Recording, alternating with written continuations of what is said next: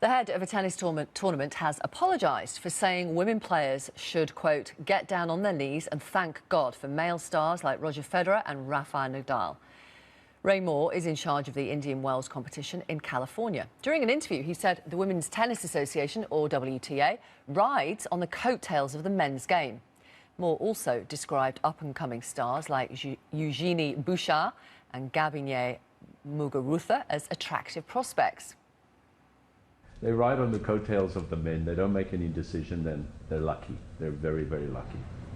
If I was a lady player, I'd go down every night on my knees and thank God that a Roger Federer and a Rafa Nadal were born, because they've carried the sport. I think the WTA have a handful, not just one or two, but they have a handful of very attractive prospects that can assume the mantle.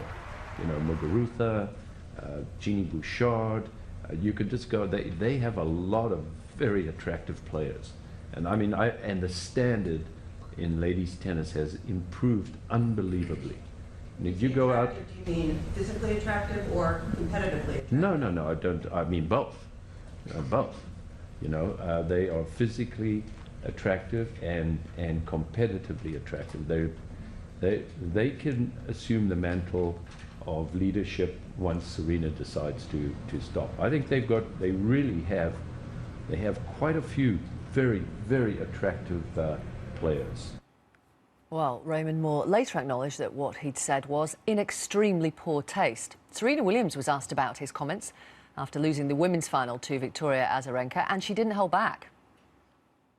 Obviously, I don't think any woman should be down on their knees thanking anybody like that. I think Venus, myself, a number of players have been. If I could tell you every day how many people say they don't watch tennis unless they're watching myself or my sister, I would, you know, I couldn't even bring up that number. So I don't think that is a very accurate statement. I think there's a lot of women out there who are very exciting to watch. I think there's a lot of men out there who are exciting to watch. I think, you know, I think it definitely goes both ways. And I think those remarks are very much mistaken and very, very, very inaccurate. It didn't stop there. Novak Djokovic was then asked about Raymond's remarks after he won the men's final. He suggested male tennis players should earn more money and cash prizes than their female counterparts because more people watch the men's game. I think our men's tennis world, the ATP world, should fight for more, because the stats are showing that we have much more spectators on the men's tennis matches, and I think that's one of the reasons why maybe we should get awarded more. But again, women should fight for what they think they deserve, and we should fight for what we think that we deserve. Let's talk to Matthew Syed, who writes for The Times on tennis and a number of other sports. Hi, Matthew, how are you? Morning, Victoria, I'm fine. What do you think of what Raymond's had to say? I cringed at the language, which I thought was incredibly regrettable. But I think the point that men's tennis is in a golden age, Nadal, Federer, Djokovic have created unprecedented interest. They're driving more revenues and therefore deserve to earn more money. And in fact, the prize money in ATP events is bigger. OK, so the point that the WTA, the Women's Tennis Association, is riding on the coattails of the men's game is a substantive one, is worth debating.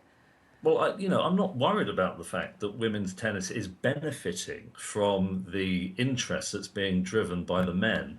I think one anomaly really that I think is wrong is that in the Grand Slams, women and men earn the same amount of prize money. Imagine if that was extrapolated to football, where women footballers earn the same as the men who are generating huge global interest through the Premier League. I think that would be wrong. And in some ways, I think it's quite sexist. I mean, the really sexist thing in women's tennis is that they play 3 sets rather than 5 in the Grand Slams. It's because I think that there's an old presumption that women are not capable physically of playing 5 sets. In symbolic terms, I think that's a real problem. Yeah.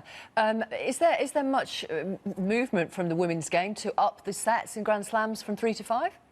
I haven't heard any campaigns on No. that. I think that's terribly sad because there used to be in the Olympic Games, women weren't allowed to run the marathon. And this presumption that women are not capable of playing 5 sets, I think, is so primitive and antediluvian. OK. The comments that Ray Moore has made that lady players should get down on their knees every night and thank God that Roger Federer... I mean, I can hardly say this with a straight face, and Rafa and Nadal were born because they have carried this sport. They really have. I mean, he's the boss of a tennis tournament. What was he thinking of? Do you know what? I don't know what he was saying. It's such a dreadful thing to say. But, you know, it's really interesting to rewind a couple of decades when men's tennis was going through a very bad period.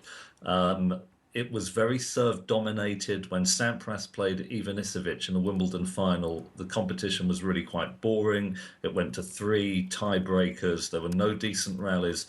And at that time, the rivalry between Martina Navratilova and Steffi Graf was much more scintillating.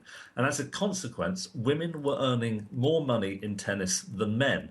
To me, that wasn't sexist. It was because they were persuading more people to come through the turnstiles, to tune into television, and that's how free markets work. So the language is so bad, it's embarrassing. But I think the basic point that people should earn money according to how much revenue they're able to generate through sponsorship and commercial contracts, I think that is a really valid point. Thank you very much. Cheers, Matthew. Matthew Syed from The Times. We've had this statement from the head of Women's Tennis Association, Steve Smith, who says the comments made today by Raymond Moore are extremely disappointing and alarming. The WTA stands on its own and was founded on the principles of equality and empowerment. Tennis as a whole is enriched by the contributions and accomplishments of every single player, both female and male.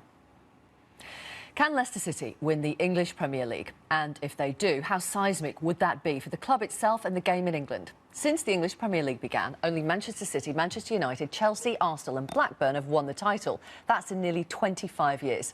For a smaller club without the cash of, say, Man City, to beat the so-called big boys would be absolutely amazing. We've asked 2 Leicester City fans, Sandra Fixter and Gary L. Johnson. The L stands for Leicester, I'm not kidding you, and the Gary is after Gary Lineker, to keep a video diary to record their thoughts and emotions.